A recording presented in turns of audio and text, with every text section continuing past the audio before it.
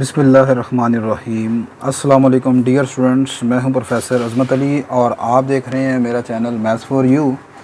बेटा, जैसे कि आप लोग जानते हैं कि हमने सेकंड ईयर मैथमेटिक्स से chapter number 1 functions and limits जो है ये स्टार्ट किया हुआ है और इस चैप्टर पर मैं ऑलरेडी 7 लेक्चर जो है वो डिस्कस कर चुका हूँ। आज लेक्चर नंबर 8 में हम डोमेन रेंज किस तरह कैलकुलेट करते हैं दिए हुए फंक्शन की, उसके मुतालिक डिस्कशन करेंगे। डोमेन और रेंज के ऊपर मैं ऑलरेडी जो 3 लेक्चर हैं वो डिस्कस कर चुका हूँ। अगर अभी तक आपने वो लेक्चर नहीं देखे तो आप जाकर उनको देख सकते हैं। एक्सरसाइज 1.1 में हमने क्वेश्चन नंबर 4 के 4th पार्ट तक जो है वो हमने डिस्कस कर लिया था। आज 1.1 एक्सरसाइज में से इसका चौथे का 5वां पार्ट जो हम सॉल्व करेंगे।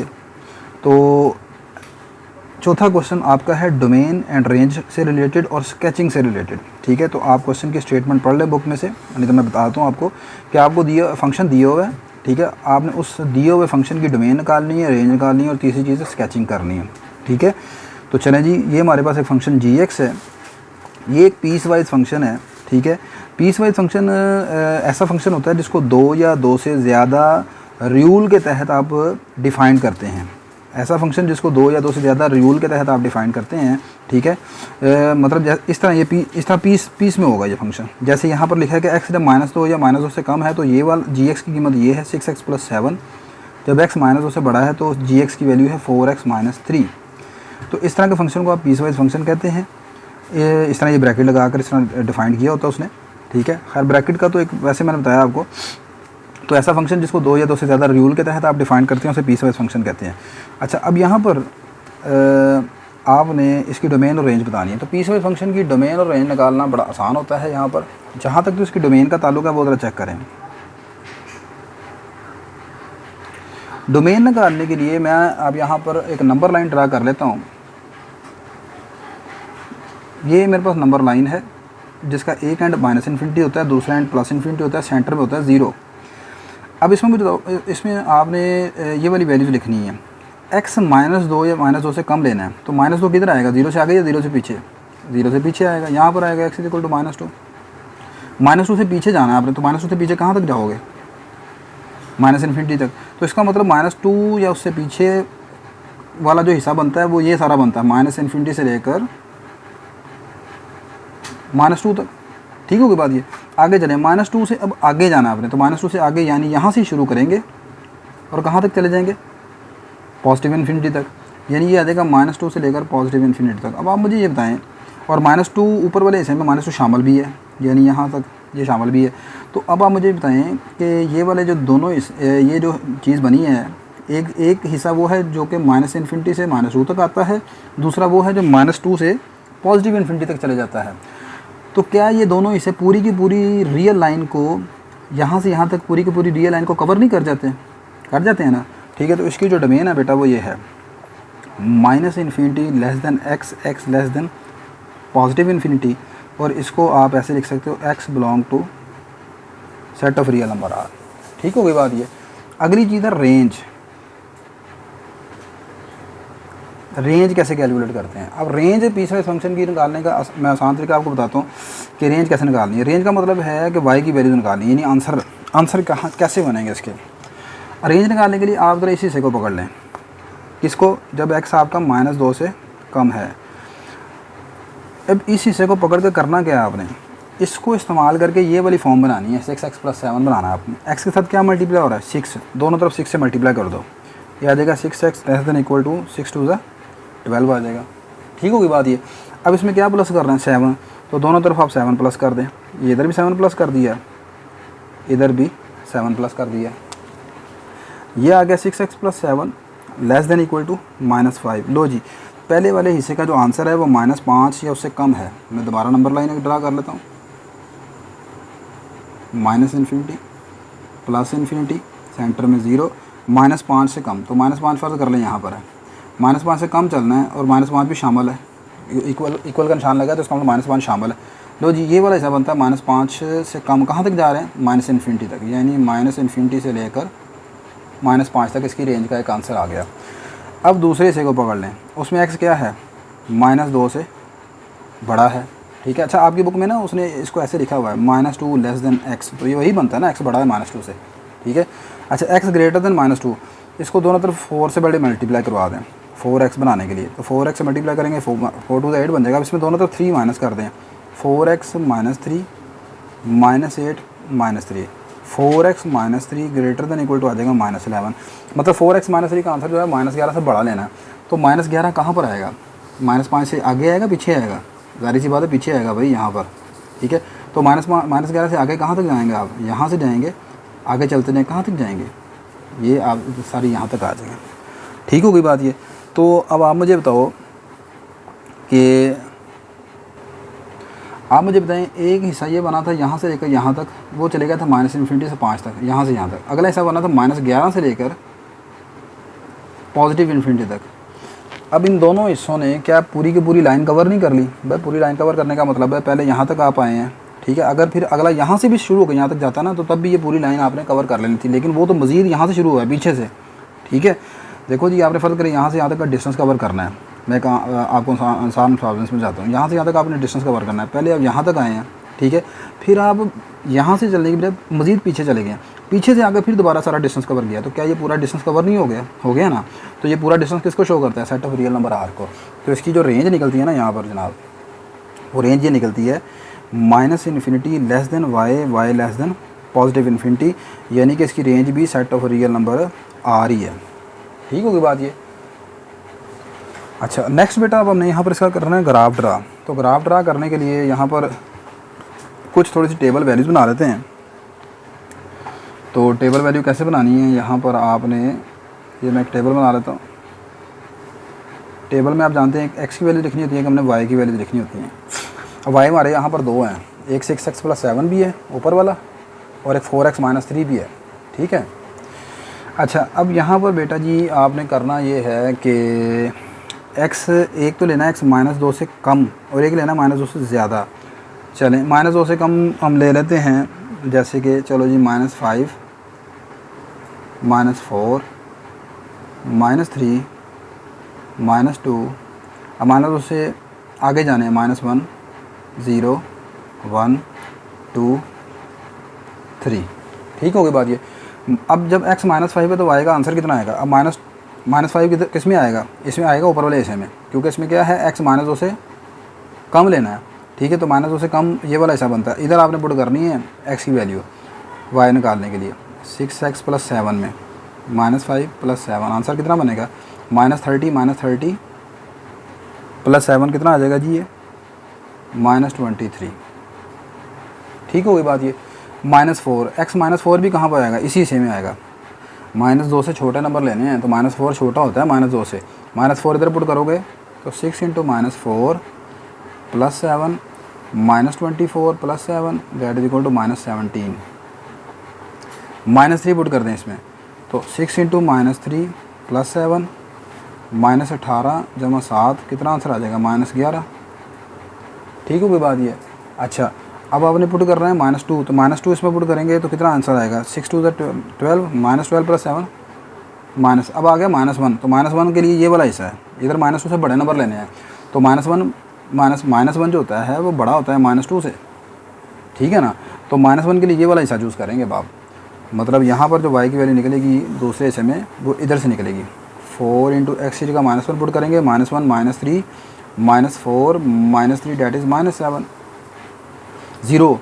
अब 0 लेना है तो -2 से बड़ा है, ठीक है। तो यही वाला हिस्सा लेंगे, y is equal to 4 × 0 -3 that is equal to -3, ये -3 आ जाएगा 1। अब आपने पुट करना है 1, तो 1 भी इधर पुट करेंगे, 4 4 1 4 4 -3 डैट इज़ 1। 2 पुट करें, 2 4 8 8 -3 5 3 पुट करें, 3 4 12 12 -3 9। ये आपके पास इसकी y की वैल्यूज़ आ जाएंगी सारी, ठीक है।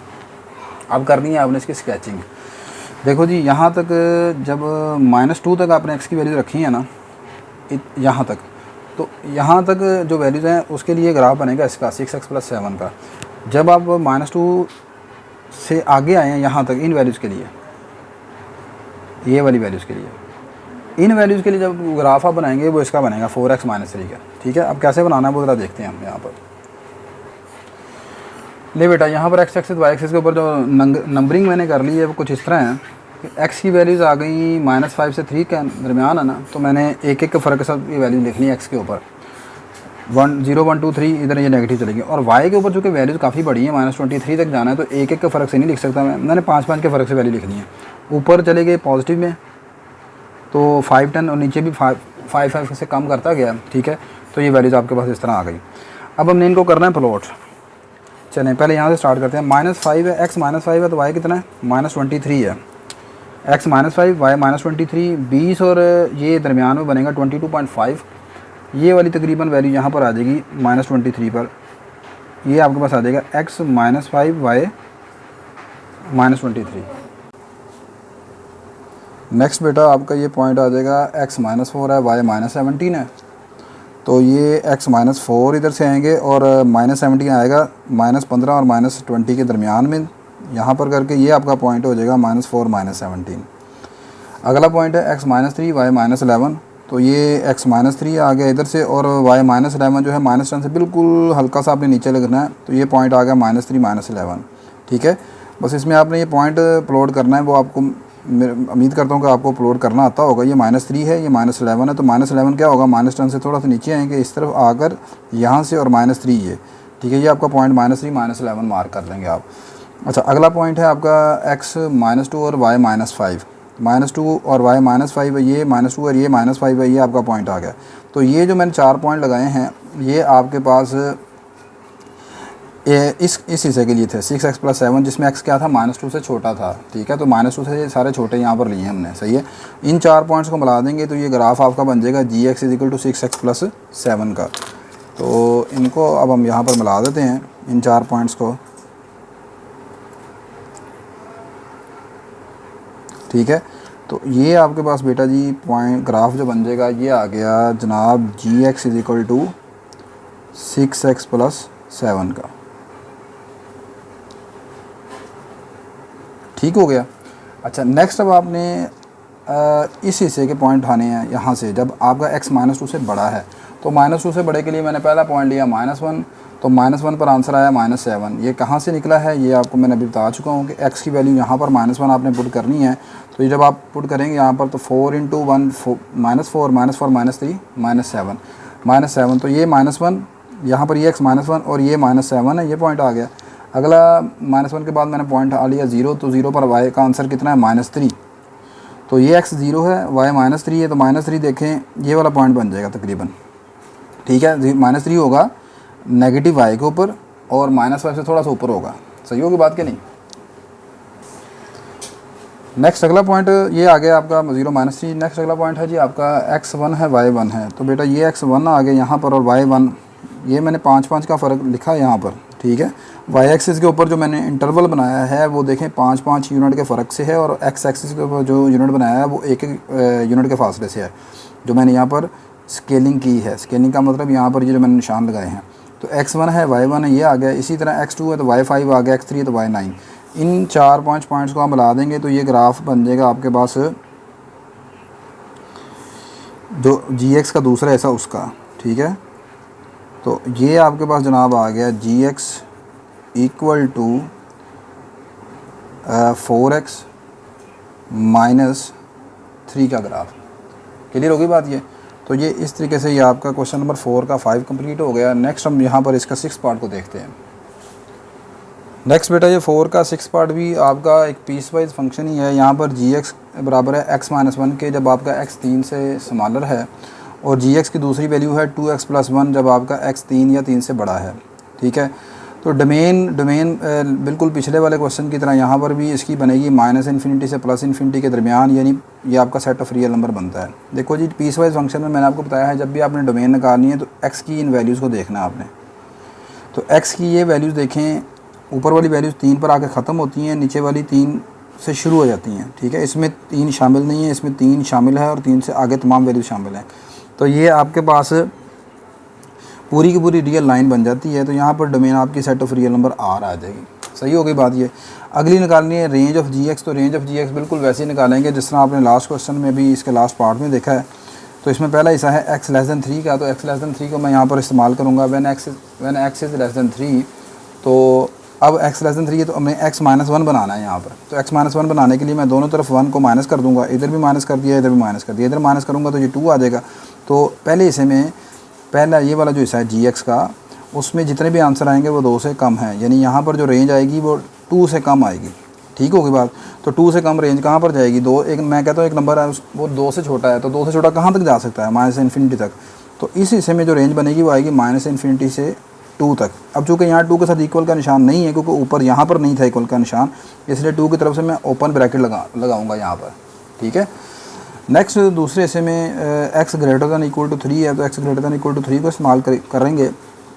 यहाँ पर x के साथ सबसे पहले देखें 2 है, तो मैं यहाँ पर इसको दोनों तरफ 2 से मल्टीप्लाई कर दूंगा, ये आ जाएगा 2x, इधर भी मल्टीप्लाई करूँगा, ये आ जाएगा 2x greater than equal to 6, 3 2 6 हो जाएगा। अब इसमें यहाँ पर मैंने 1 ऐड करना है, तो मैं दोनों तरफ एडिंग कर दूंगा by adding 1 on both side. इधर ऐड करूँगा तो 2x + 1 बन जाएगा, इधर ऐड करूँगा तो 6 + 1 7। लेकिन जी दूसरे हिस्से में जो आंसर आएंगे वो तमाम आंसर कहता है ग्रेटर दैन इक्वल टू 7, यानी 7 से बड़े आंसर लेने हैं आपने। तो इस मरतबा रेंज जो है वो कुछ इस तरह होगी कि मैं कहता हूँ कि आंसर जो है एक नंबर है जो 7 या 7 से बड़े नंबर हैं। ठीक है। तो बड़े नंबर कहाँ तक जाएंगे? 7 से बड़े नंबर, 7 से लेकर पॉजिटिव इन्फिनिटी तक। ठीक है। तो अब चूँकि यहाँ पर इक्वल का निशान लगा हुआ है, तो आपने 7 की तरफ से ये क्लोज ब्रैकेट लगानी है, और इन्फिनिटी की तरफ से मैंने आपको जैसे कि बताया है कभी भी आपने ब्रैकेट्स को क्लोज नहीं करना। तो ये टोटल आपके पास चूँकि रेंज यहाँ पर 2 हिस्सों पर मुश्तमिल है, तो इसलिए यहाँ पर यूनियन का निशान आ जाएगा। ठीक है। ये रेंज आ गई। अब यहाँ पर हमने अगली चीज़ है इसका ग्राफ ड्रा करना। तो ग्राफ ड्रा करने के लिए कुछ वैल्यूज़ यहाँ से लेंगे हम, यानी कि एक्स की वैल्यू जब 3 से कम लेनी है और कुछ x की वैल्यू 3 से बड़ी लेनी है। ठीक है, बिल्कुल लास्ट वाले क्वेश्चन की तरह। तो x 3 से बड़ी वाली वैल्यू ये ले ली मैंने 3, 4, 5, 6, 7, और 3 से छोटी वैल्यू लेनी मैंने -2, -1, 0, 1, 2। अब -2 पर इसका जवाब निकालना है आपने। तो x सबसे पहले ये जो x की वैल्यू -2 है, आप ये देखें -2 किस हिस्से में शामिल है। तो ज़ाहिर सी बात है x -2 जो है वो आपका ये वाले हिस्से में शामिल है जहाँ पर x -1 है। देखें ना जी, x की वैल्यू 3 से कम लेनी है, तो 3 से कम ये -2 है, तो -2 3 से कम ही होता है ना। तो इसका मतलब जब आपने g ऑफ -2 निकालना है, तो g ऑफ -2 निकालने के लिए आपने बेटा ये वाला हिस्सा उठाना है। यहाँ पर आप देखोगे इसमें वैल्यू पुट करोगे -2 -1 डैट इज़ इक्वल टू -3। ठीक है, तो ये आंसर आपके पास -3 आ जाएगा यहाँ पर। सही हो के बाद ये -3 इसका आंसर आ जाएगा। अगली चीज़ -1 पर g का आंसर निकालना है, तो यहाँ पर फिर इधर ही आपने -1 पुट करना है। तो -1 पुट करेंगे तो -1 कितना हो गया? -2। तो ये आपका g का दूसरा आंसर आ गया -2। अब अगली चीज़ 0 निकालनी है, 0 पर निकालना आंसर g का, तो यहाँ पर 0 पुट करो तो 0 -1 डैट इज़ -1, तो g का तीसरा आंसर आ गया -1। 1 पुट करेंगे तो 1 -1 डैट इज़ 0, 2 पुट करोगे तो 2 -1 डैट इज़ 1। ठीक है। अब अगली वैल्यू 3 पुट करने लगे हम। अब जब हम 3 पुट करेंगे तो 3 आपका इस हिस्से में शामिल नहीं है, यहाँ पर 3 शामिल है। तो यानी कि जब आप g ऑफ 3 निकालेंगे ना, तो g ऑफ 3 निकालने के लिए आप यहाँ पर इसमें पुट करोगे g ऑफ 3, तो ये आ जाएगा 2 × 3 + 1 डैट इज़ इक्वल टू 7। ठीक है, तो इसका मतलब ये 7 आ जाएगा। इसी तरह 3 से बड़ी जितनी वैल्यूज़ पर आपने आंसर निकालना है वो यहाँ पर पुट करके निकालना है। तो 2 4 8, 8 + 1 9, फिर आप 5 पुट करेंगे, ये आ जाएगा 11, फिर आप यहाँ पर 6 पुट करेंगे तो आंसर बनेगा 13, और 7 पुट करेंगे तो आंसर आ जाएगा 15। उसके बाद अब आपने इन टेबल वैल्यूज़ को प्लॉट करना होता है, तो चलिए प्लॉट कर लेते हैं। ये x -2 है, तो g का आंसर कितना है? -3 है। तो ये आ गया आपका x। मैंने सबसे पहले क्या किया, यहाँ पर x axis y axis draw कर लिया। उसके बाद यहाँ पर हमने करनी है स्केलिंग। क्या करना है? स्केलिंग करनी है। स्केलिंग का मतलब है कि हमने x एक्सिस और y एक्सिस के ऊपर ये मार्क लगाने हैं। तो मैंने चूँकि y के आंसर काफ़ी बड़े हैं, y का आंसर आ गया 15 तक, तो मैं यहाँ पर 2-2 यूनिट के फ़र्क से इन आंसर को लिख रहा हूँ। 2, 4, 6 इस तरह स्केलिंग की है y एक्सिस के ऊपर 2 यूनिट के लिहाज से, और x एक्सिस के ऊपर x की वैल्यू चूँकि थोड़ी ही है, तो यहाँ पर मैंने 1-1 यूनिट का गैप डाल दिया। ठीक हो गई बात ये। तो इस तरह हम स्केलिंग अपनी मर्ज़ी से कर सकते हैं। लेकिन जब अगर आपने ऐसा नहीं है कि 2 वैल्यूज़ को आपने 2 यूनिट के फ़र्क से लिखा है और अगली वैल्यू आप 1 यूनिट के फ़र्क से लिखें, ऐसा नहीं है। मसलन मैं ये कह रहा हूँ कि अगर आप y के ऊपर लिखते हो 2, 4, अगली मरतबा 6 ही आएगा, 5 नहीं लिख सकते आप। सही है। तो स्केलिंग आपकी एक जैसी होनी चाहिए। y के ऊपर 2 यूनिट के फ़र्क से लिखा है और x के ऊपर मैंने 1 यूनिट के फ़र्क से लिखा है। लें जी, चलें पहले अब हम इनको प्लॉट करते हैं। तो x की वैल्यू जब -2 है तो g का आंसर कितना है? -3। तो ये x -2 यहाँ पर है और y -3 लेना है, तो यहाँ पर ये आपका पॉइंट बनेगा -2 -3। ठीक है। नेक्स्ट आपके पास पॉइंट है x -1 है, एक्स हमारे पास है जी -1 और वाई कितना है, यानी जी कितना है -2 है। तो जी -2 का मतलब होना मुराद है कि वाई -2 है। ये -1 आ गया एक्स की वैल्यू और वाई आ गया -2, तो ये आपका पॉइंट आ जाएगा दूसरा -1 -2। अगला एक्स की वैल्यू 0 है और फिर आंसर कितना -1 है, तो एक्स 0 वाई -1, ये वाला तीसरा पॉइंट आ जाएगा 0 -1, ठीक है। चौथा पॉइंट है x1 y0, x1 आ गया y0, x1 y0 का मतलब है x एक्सिस के ऊपर ये पॉइंट आएगा, सही है। उसके बाद अगला पॉइंट है x2 है तो y1 है, ये x2 आ गया तो ये y1 ये यहाँ पर आ जाएगा। देखो जी 0 और 2 इनके दरमियान यहाँ पर सेंटर करके 1 होगा, ठीक है। तो x2 और y1 ये वाला पॉइंट आ जाएगा, ठीक है। ये जो पॉइंट आपके पास मैंने लगाए हैं ये आपके पास इस हिस्से के ग्राफ को शो करते हैं जो मैंने पहले बनाया है gx = x - 1 को, ठीक है। तो आप इन पॉइंट्स को मिला देंगे तो जो ग्राफ बनेगा वो आ जाएगा x - 1 का ग्राफ। तो इनको मिला देते हैं यहाँ पर, लें जी। तो ये जी बेटा जी आपके पास जो ग्राफ बना है ये हमारे पास है gx = x - 1 का ग्राफ। क्लियर होगी बात ये। अच्छा नेक्स्ट अब आपके पास यहाँ पर दूसरा जो है ये जो हिस्सा है 2x + 1, इसका ग्राफ ड्रा करने के लिए अब हमने वैल्यूज़ यहाँ से दोबारा लेनी है। तो यहाँ पर x जब 3 है तो y कितना है 7 है, ठीक है। तो ये आपके पास आ गया यहाँ पर x3 y 7, 7 देखो 6 और 8 के दरमियान होगा, ये 6 और 8 है तो यहाँ पर 3 आ गए, ये 7 आ गए। इसी तरह दूसरी वैल्यू x4 है, तो 4 पर इसका आंसर देखें कितना निकल रहा है टेबल से, 4 पर इसका आंसर है 9। तो 4 और 9 का पेयर आपने लगाना है, ये x4 आ गया, ये यहाँ पर y 9 है, ठीक है। y 9 कहाँ पर होगा 8 और 10 के दरमियान, ये पॉइंट आ गया आपका 4 और 9, ठीक है। इसी तरह टेबल की वैल्यूज़ को सामने रखते हुए आप देखें 5 पर आंसर 11 है, 6 पर 13 है, 7 पर 15 है, ठीक है। ये वैल्यूज़ आपके सामने मैंने लिख दी हैं, बस इनको मैंने यहाँ पर प्लॉट कर दिया है, ठीक है। ये प्लॉट करने के बाद ये कुछ बनता है, इनको भी अगर आप मिला देंगे तो ये आपके पास जी का जो दूसरा हिस्सा उसका ग्राफ बन जाएगा। तो ये आपके पास बेटा जी आ गया gx = जो आपके पास इसका दूसरा हिस्सा और वो है 2x + 1, उसका ग्राफ आ जाएगा, ठीक हो गया। तो ये आज के लेक्चर में आपने देखा कि पीस वाइज फंक्शन का जो ग्राफ है, ठीक है, वो कैसे ड्रा करते हैं, पीस वाइज फंक्शन की डोमेन और रेंज कैसे आप कैलकुलेट करते हैं, ठीक है। इसके बाद नेक्स्ट हम क्वेश्चन नंबर 4 के जो 2 पार्ट रहते हैं उसमें हमने रैशनल फंक्शन जो है उसकी डोमेन और रेंज निकालना सीखनी है, ठीक है। तो वो इंशाल्लाह नेक्स्ट लेक्चर में करेंगे। मेरी ये वीडियो बेटा अगर आपके लिए हेल्पफुल है तो मेरी इस वीडियो को आप लाइक करें, शेयर करें, मेरे चैनल को सब्सक्राइब करें। इंशाल्लाह नेक्स्ट लेक्चर में आपसे दोबारा मुलाकात होती है, तब तक के लिए मुझे इजाज़त दीजिए। अल्लाह हाफ़िज़।